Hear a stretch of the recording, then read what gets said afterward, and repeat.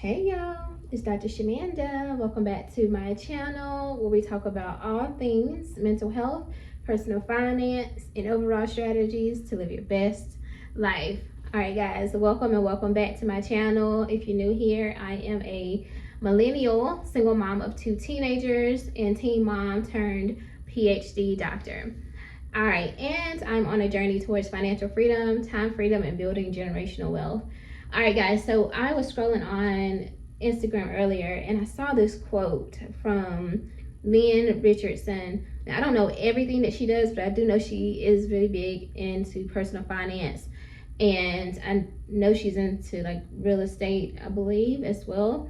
But she's someone I've seen in this world virtually for several years now. And so I know that she is legit. And I love to hear her speak about money and finance, and particularly talking to like Black people about finances and getting our finances together. But I saw a post that she posted earlier I think it was today, but I saw it earlier this morning, and it said, if you can't manage $1, then you can't handle 1 million, or you could never handle 1 million, or something like that. And that really hit me, you know what I'm saying? Because I was just thinking how, first off, I feel like people are starting to really minimize $1 million. I don't know where that's coming from, of people thinking that $1 million is easy.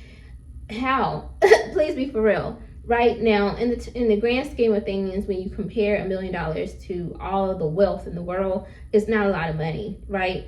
But people have literally started to say that 100K is not a lot of money, or $1 million is not a lot of money. And I'm just thinking, but there's literally over 70, almost 80% of people don't even have $1,000 saved up. There are literally people who struggle to buy a gallon of milk or bread in the grocery stores right now, and to take care of their children. So I hate to hear people minimize that number. Let's depending on your background, where you're from, and all that, your experiences, you may feel like that's not a lot. But at the end of the day, let's not so much focus on those things, right? Let's focus on money management. That is the number one challenge for a lot of people, is how do we manage money? Let's look at the whole point of, when people hit the lottery. We've already heard the statistics about lottery winners. Within just a few years, they are broke again. So it really doesn't matter how much money you get, whether it's 100K or $1 million or 10 million. If you don't know how to manage money, if you can't manage $1, if you can't manage your weekly or bi-weekly paycheck or monthly paycheck, then even if you got a lump sum of money, you probably wouldn't do very well with it.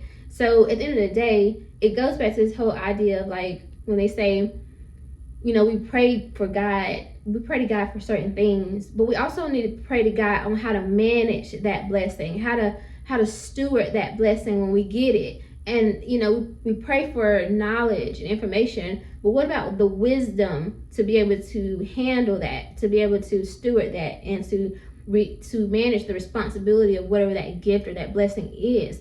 That is the missing piece. And you can apply that to money, right? Like, we're praying for increases and overflow in our finances. We're praying for a promotion at the job so that we can have a higher salary. We're praying for that if our parents or grandparents will pass down their assets to us, because baby boomers, they're getting older, they're starting to retire out and move forward into the next world, I guess. God forbid, you know what I mean? Y'all know what I mean? But what's going to happen? And the reason why I say that seriously, though, is because I've been reading about this whole wealth transfer that's about to happen. Because as these baby boomers start to pass on, they're going to be leaving their assets, those who have it, they're going to leave those assets and transfer those to Gen X and some millennials. So, but what happens if those people don't know how to manage that money or those assets? Then they just lose it all. So at the end of the day, I think a lot of times, again, we're focused on the number. We're focused on, oh, this ain't a lie, this whatever society tells us. But the focus should be on how to manage what we already have. Because when we can manage what we already have, the more that comes in, that's going to be easy, right? If I can manage I remember when I first started out my career, I was making $40,000 just straight out of school, right? And as a master's level counselor, which again, counselors don't really make a lot of money unless you go private practice and once you're fully licensed and all that stuff. So it's going to be about a good 10 years before you really start making good money, depending on where you live.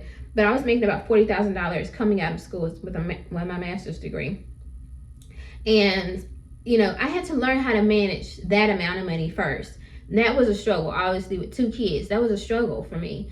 But I knew that, like, if I could manage that and I can live off of that, what happens when I move up to 60 to 80 to 100 to more than $100,000? It's gonna be easier for me. It's gonna be easy for me, and I've seen that work in my life. So some people are so surprised when, you know, if you can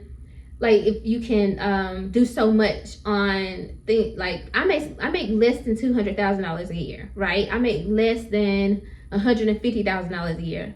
I may start a membership and tell you guys exactly how much. I'm not going to put it exactly here openly, but I may share it. And when you guys see how much I earn just for my salary, you're going to be like, to be able to do all those things and accomplish the goals you accomplish on your salary with 2 children is amazing. But you know why and how I'm able to do that? Obviously, first and foremost, by the grace of God. But secondly, because I knew how to steward my money. Somebody said this, I think it was Gary Vee. He said something about how, and this sounds so counter to what we would believe and think, but he said something about how, like, a blessing, like for people who grew up poor, is actually there's a pro to that. I'm not gonna say, I don't know exactly how. I can't paraphrase it. I'm not gonna say because I'm scared. I don't know. I'm gonna mess it up, butcher it. But basically, you know, it's one of the pros that comes from growing up poor is, first of all, you can go up, right? You can move up from that, right? Depending on your situation and if you have the knowledge. Like me, I learned and studied personal finance, which is how I was able to get myself out of that situation. But you learn how to manage, like you learn how to live on so little, and that's the blessing for me. So I'm not gonna speak for everybody else, but I'm speaking for me. I turned something that was negative, growing up poor, raising 2 kids by myself, struggling financially, I turned that into a blessing. You know how? Because the more money I started earning, I knew how to live off so little that as I got more money, it didn't change me. It actually, I could maintain that standard of living that I had created off of the 40K. So as my income increased, I didn't change the way I lived. I just used that. I looked at it as like extra money. And so I could just start using that to pay off debt or save or invest. But when you already have a high level standard of living already, you're going to have to like almost double your money or whatever in order to really feel like you can do something different or whatever. So for me, I looked at it as a blessing. So I know that, like, I know how to live off so little. I can manage $1, like she said. I can manage $1. I can manage 40K. I can manage 80K. I can manage 120K. Whatever. I can manage that money so I know that when the millions get here, right? I can manage that. I can steward that money. I can make it grow. I know that, you know, there's this we talk about relationships and partnership, and it's something I really don't talk about on this channel, but like, if you think about, if you married somebody and they're bringing in their income, right? And so maybe it literally doubles the household income between your salary and their salary, or their income and your income.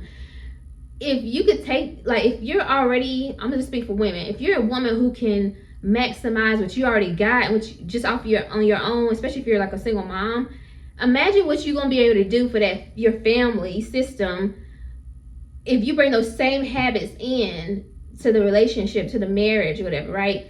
Now you can, like, y'all can triple that. Y'all can like do so much because you already mastered on how to live off so little and how to manage what you already have. And so for me, I know that's one of the assets that I would bring to any relationship dynamic. You know what I'm saying?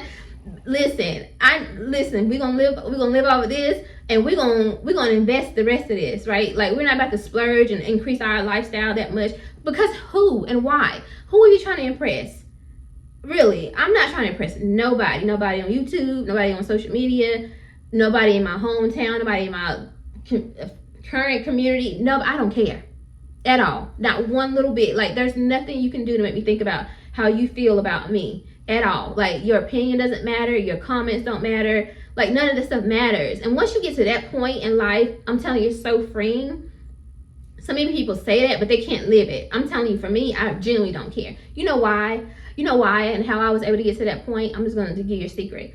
I remember how it feels to be alone in my room. My kids are in their room, and I remember how it felt to like be by myself and having to figure out how I'm going to pay the bills. There was no social media people. There was no people, nobody else to call. It was just me. And in that moment, you think I thought about, oh my gosh, like so-and-so is gonna think this, or they're gonna, no, because you guys, whoever, you're not coming to save me. You know what I'm saying? You don't even care. Like, let's be for real. We're all focused on our own lives, and that's okay. That's how it should be. Like, there's nothing wrong with that. But like, sometimes we get so caught up in the opinions of other people that we forget that at the end of the day, when things go down, it's just you. You're going to be the one who has to figure this out. And so if we're so focused on living our lives trying to impress other people, what's going to happen when it's just you? When it's just you in that middle of that storm, in the middle of that struggle, in that situation, I promise you, you're not going to be worried about other people. When you're sick, when you're stressed out, when you're depressed, when you're overwhelmed, you're going to be the one who has to go through that, not them. Not them. They can do, some people will try to help you in some cases, but for the most part, you're going to have to be the one that's going to have to pull yourself out of that situation. It's you and God, baby. You and God. And I remember so many times when it was just me and God. There was nobody else. And even if there were other people, they really couldn't help me because they probably were dealing with their own stuff, right? And I see this so much in my own work that I do, right, as a professional. It's at the end of the day, you have to learn how to use your own coping skills. You're going to be the one who has to cope with this situation and bring yourself out. Use those skills to manage those emotions and those feelings and those behaviors and choose something different. So once you get to that point, you realize that you don't worry about anybody else. If you're trying to impress people and you're spending money to try to look good and live a certain life and trying to impress people, what happens when you're on the side of the road or your car gets repossessed? You think those same people want to be worried about you or try to help you come up with money to get your car back? No, they're not, because they're living their lives. Or like I said, if you're on the side of the road, they're not thinking about you. They're living their lives. If anything, they're just kind of like, oh, I wonder if this is going to happen. Is she going to make it out? They're going to fix this situation. Oh, I can't wait to see what happens. Like, that's the human nature side of us. And again, this is no diss, but I just want us to come out of that space of being so focused on other people and their opinions that we literally miss out on the blessing. When God gives you overflow, or you get a situation where you have extra, and when I say extra, I don't care if it's $25. Do something with that money that's going to help you get out of your situation. Do something with that money that's going to buy your time back. Save it, invest it, right? And sometimes it's going to be that you're going to give it because the guy told you to give it, okay? So at the end of the day, we have to learn how to use our personal finance strategies and really increase our money management. Because again, if we can't manage a dollar or our current paychecks, then we're not going to be able to manage or handle $1 million or $2 million. And so that's just what it is. So anyway, I know I talked about like lottery winners, but also athletes go through the same thing. Like, we see this happen so many times that athletes lose all their money. I was thinking the other day, I was like, I would love to work with like athletes, lottery winners, all that stuff. If I did just decide to go into financial therapy, those would be the people that I would work with. I would love to coach them to really help them get through some of those roadblocks, the emotional, mental roadblocks that comes with having this big lump sum of money, how to deal with the social pressures of it. Because everybody's going to expect you to go buy this big house. They're going to expect you to go get this nice new car. They're going to expect you to give them money just because you got some money. How do you handle that? How do we handle that? And so I would love to do that. Like today, and seeing that quote just really just unlock something in me. It made me so excited about this and what's next for me. Because when I tell y'all, and y'all hear my passion, when I talk about this stuff, I get so excited and passionate about it, because money, people just talk about it, but until you've been poor and you come from the bottom, there's certain level of stuff that you just don't understand, and people will just say things but you just truly don't understand. It's not all about money. It's not about the money. It's about the freedom. It's about choices, right? When I think about money, I think about my aunt who passed away from liver cancer. It's advanced stage 4 liver cancer.